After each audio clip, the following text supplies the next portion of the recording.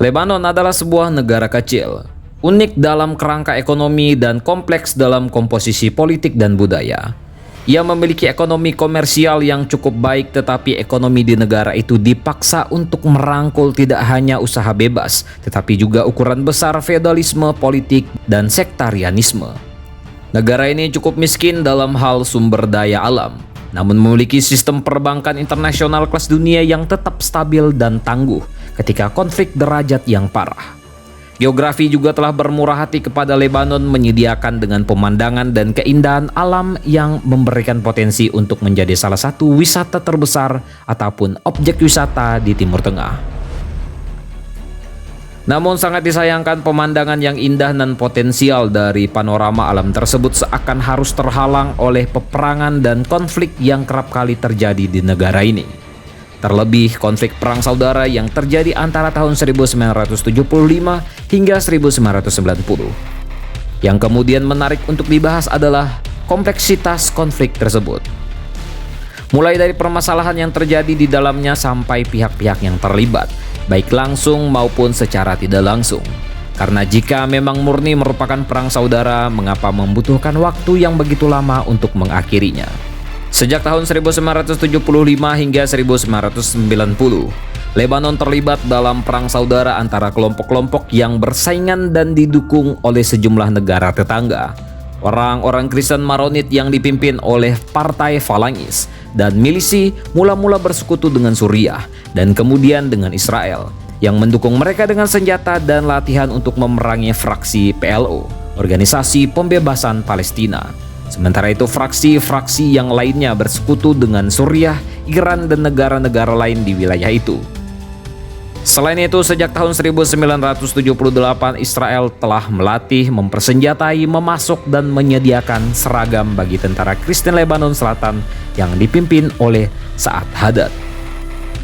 Pertempuran dan pembantaian antara kelompok-kelompok ini mengakibatkan korban hingga ribuan orang. Beberapa pembantaian yang terjadi selama periode ini termasuk pembantaian karantina oleh pihak Falangis terhadap para pengungsi Palestina, pembantaian Damor oleh PLO terhadap orang-orang Maronit, dan pembantaian Tel El Zatar oleh Falangis terhadap pengungsi-pengungsi Palestina. Dua penyerbuan besar atas Lebanon oleh Israel di tahun 1978 dan 1982 mengakibatkan tewasnya 20.000 orang, kebanyakan kaum sipil Lebanon dan Palestina. Jumlah keseluruhan korban di Lebanon selama masa perang saudara ini diperkirakan sampai 100.000 orang. Perang Lebanon merupakan perang yang unik. Konflik ini tidak hanya melibatkan kelompok-kelompok internal Lebanon sendiri, namun juga pihak asing seperti Suriah dan Israel. Masing-masing pihak memiliki motif mengapa mereka terlibat perang. Secara umum, kelompok kiri di Lebanon menuntut perubahan sistem politik dan sosial di Lebanon, di mana sebelumnya sangat didominasi kelompok Kristen. Sedangkan kelompok kanan memiliki motif untuk tetap mempertahankan kekuasaannya dan menumbuhkan stabilitas di Lebanon. Keterlibatan Suriah awalnya karena ditugaskan menjadi penjaga perdamaian, namun belakangan disinyalir keberadaan Suriah di Lebanon disebabkan oleh ambisi pribadi Presiden Assad untuk mendirikan The Greater Syria yang wilayahnya mencakup Suriah dan Lebanon. Israel pun memasuki medan pertempuran Lebanon dengan alasan mengejar milisi-milisi Palestina. Milisi Palestina ini dianggap mengganggu stabilitas Israel karena mereka menyerang Israel dari wilayah perbatasan Lebanon dengan Israel, Lebanon Selatan. Awal mula munculnya perang dipicu oleh peristiwa penembakan yang dilakukan oleh milisi Partai Kataib. Partai Kataib adalah partai yang didirikan oleh Pierre Gemayel pada tahun 1930. Partai ini merupakan kelompok Kristen yang paling berpengaruh di Lebanon, yaitu LAF, Lebanese Armed Force, terhadap pengikut PFLP-GC atau Popular Front for the Liberation of Palestine, General Command, yang kemudian memicu kemarahan kelompok milisi Palestina yang didukung oleh kelompok kiri. Pergolakan pun terjadi di jalan-jalan ibu kota Lebanon antara kelompok kanan yang didominasi oleh Kristen dengan kelompok kiri yang didominasi oleh Islam. Di tahun 1979, aktor perang bertambah dengan masuknya tentara Suriah ke Lebanon yang dilegitimasi oleh KTT Liga Arab. Hasil dari KTT tersebut adalah membentuk pasukan perdamaian Arab yang terdiri dari tentara Suriah, Arab Saudi, dan Libya, dengan nama ADF Arab Deterrent Force. Namun demikian, konflik di Lebanon tidak semakin mudah untuk diselesaikan, bahkan menjadi semakin rumit. Beberapa pihak tidak sepakat dengan keberadaan Suriah yang pada awalnya keberadaannya di Lebanon mendukung kelompok kanan. Di tahun 1978, Israel yang merasa terancam dengan keberadaan milisi Palestina di wilayah Lebanon Selatan memutuskan untuk melakukan invasi ke wilayah Lebanon dengan tujuan utama menyerang milisi Palestina.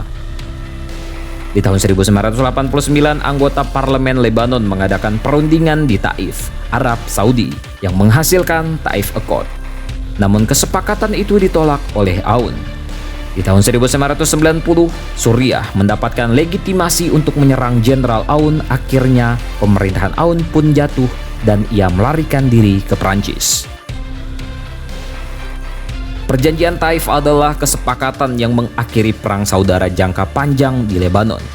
Perjanjian ini menyerukan reformasi politik, pembentukan hubungan khusus antara Lebanon dan Suriah, dan kerangka kerja awal untuk menyelesaikan penarikan warga Suriah dari Lebanon. Perjanjian Taif juga berisi kesepakatan yang dibentuk oleh kelompok-kelompok yang bertikai di Lebanon. Secara garis besar, persetujuan ini berisi tentang sistem politik dan kedaulatan Lebanon. Kelompok-kelompok yang menyepakati persetujuan ini bermaksud untuk membentuk negara yang berdaulat dan mengakhiri konflik panjang yang terjadi di antara kelompok-kelompok di Lebanon. Perjanjian Taif pada praktiknya sangat efektif untuk mengakhiri perang di Lebanon, tetapi tidak cukup efektif untuk membangun kembali sistem politik Lebanon.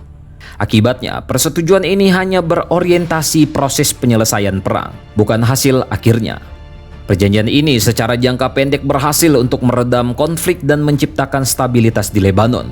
Namun efektivitas jangka panjang dalam menyelesaikan konflik perlu dipertanyakan. Kenyataannya, setelah Taif Agreement, masih ada beberapa pihak yang terlibat konflik meskipun tidak berkembang menjadi konflik yang besar.